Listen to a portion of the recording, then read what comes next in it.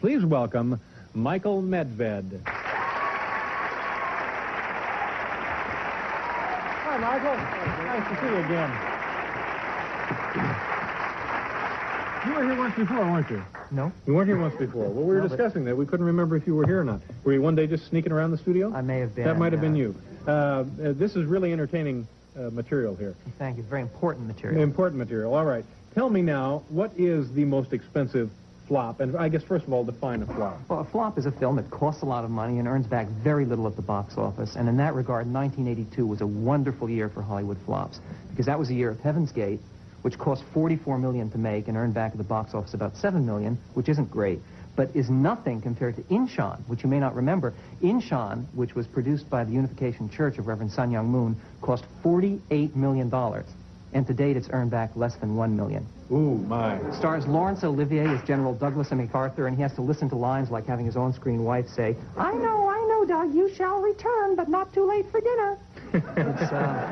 Jacqueline Bisset is in it. Yeah. Ben Gazzara, a disastrous movie. Yeah. But in terms of just overall expense for a film, a lot of people don't realize that if you adjust for inflation, the most expensive film ever made is still Cleopatra. 1963. It cost $44 million back then, which adjusted for inflation is $112 million in today's terms. Good Lord. Yeah. Now, that wasn't the original budget, though, was it? It was going to be a little less money. Yes, they originally started off, they were budgeted $2 million. And then the first, sort of ran a little bit of a cost overrun. The first problem was they were going to star Joan Collins as Cleopatra, but then they had the idea that they could get Elizabeth Taylor, and of course that inflated the budget. And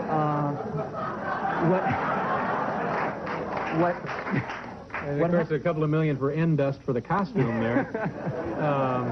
What happened is Liz Taylor didn't want to do the movie, and she was in her dressing room on another shoot, and they called her from 20th, and they said, do you want to do Cleopatra? And Eddie Fisher took the call, who was then her then husband. He said, hey, Liz, you want to do Cleopatra? She said, no.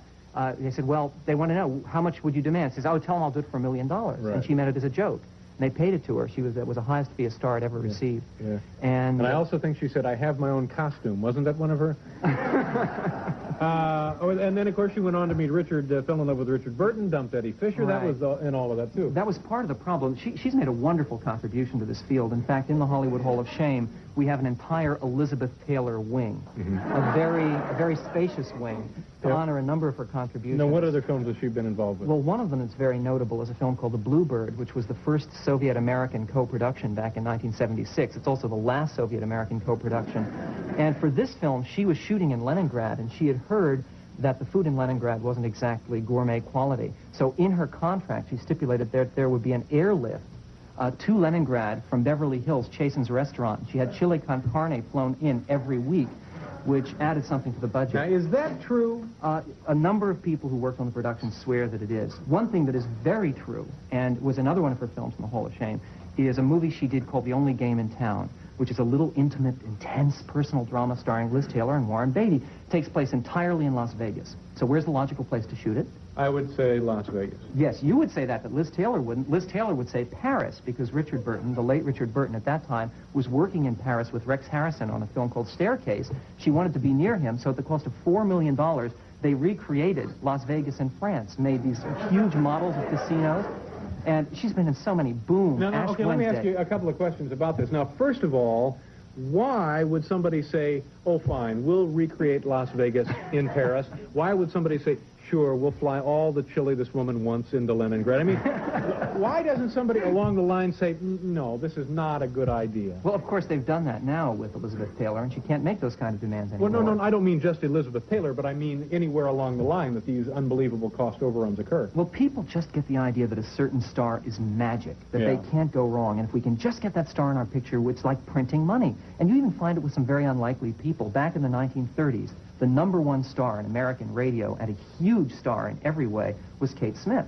And part of the reason for her popularity was that radio is a medium where you don't get a very good look at someone on the air.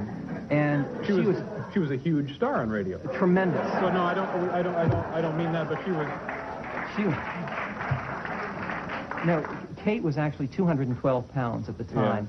And all the studios, however, were competing to sign her for a movie debut, and Paramount won the competition, that is, lost. And they starred her in a film called Hello, Everybody, which cost $3 million then, making it the most expensive movie musical ever made up to What that year did time. you say it was? 1933. Yeah.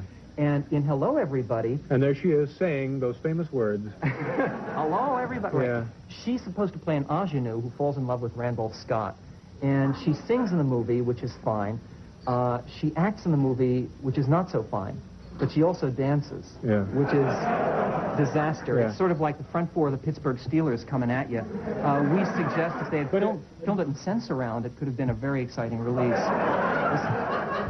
But again, you can't really blame the poor woman for that. I mean, she was, if somebody would offer you a lot of money to be in your own film, you'll say, of course. Of course. No, it's the studios. It's the studios. And they do it time and again. There's just the idea that some star is going to be magic. You can't go wrong. Liberace. Okay, give me a second here. We got to do a commercial. Before we talk about Liberace, now what happens, say, for example, Heaven's Gate. Now, how much did that cost? It cost $44 million. $44 million. Now, does that have any, when that doesn't do well, does that have any long, lasting effects on the motion picture industry? It led to a lot of people being fired. Yeah, but overall, does that change an attitude about filmmaking that will last 10, 15, 20 years? You know, it's interesting. There was a lot of speculation when that film came out, and people couldn't understand how it cost $44 million, and we actually interviewed one of the assistant cameramen on the production. He said, oh, it's very simple. It was about $22 million he estimated for general production costs, and another $22 million to provide relaxational for the cast and the crew.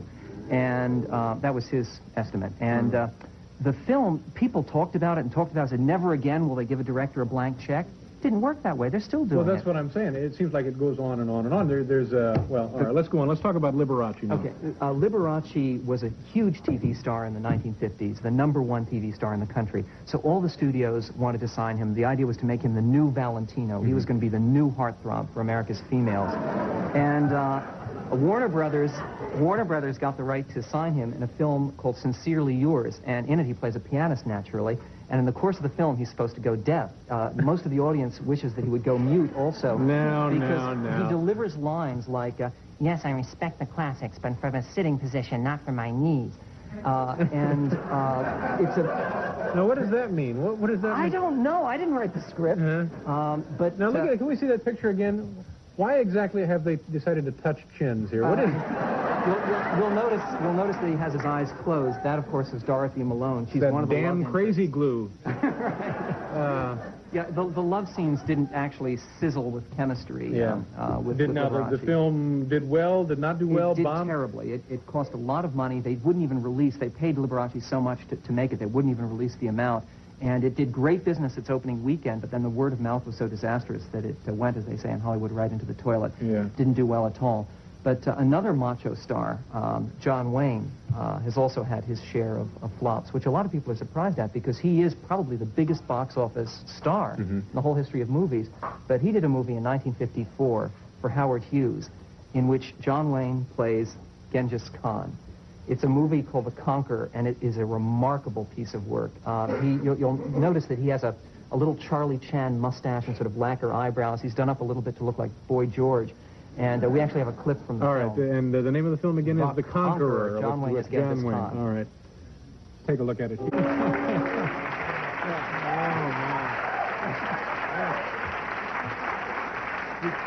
That's something. That he's a suave Mongolian lover. Yeah. But one of the things, John Wayne was also in another film that we have in the Hall of Shame, which is The Greatest Story Ever Told, which was hailed by the critics as the longest story ever told. And that had a very peculiar casting in it. Telly Savalas plays Pontius Pilate. Jamie Farr and Robert Blake and Sidney Poitier are among the apostles. Shelley Winters played... Really? It's true. Shelley Winters plays a leper, and John Wayne plays the centurion who supervises the crucifixion. And there's a great story about the shooting of that film, because he has only one line in the pictures. After the crucifixion, he's supposed to look straight at the camera and say, "Truly, this man was the Son of God." And the problem was the day that it came to film that line, he apparently was very well sauced, and he had to do 8 different takes before he got the line to the satisfaction of the director, George Stevens. So finally, George Stevens, in frustration, said, Duke, please, give me a little bit more awe when you deliver the line. Duke said, okay, and then said, "Oh, truly, this man was the Son of God." No. People who were there say it happened. No. Yes. I'll believe the chili flown into Leningrad, but not that one. Very entertaining reading here. It's the Hollywood Hall of Shame. Harry is your brother. Yes. And Michael Medved. Michael, thank you very much for being here. Nice seeing you. Now, we're going to pause. We'll be back after station identification.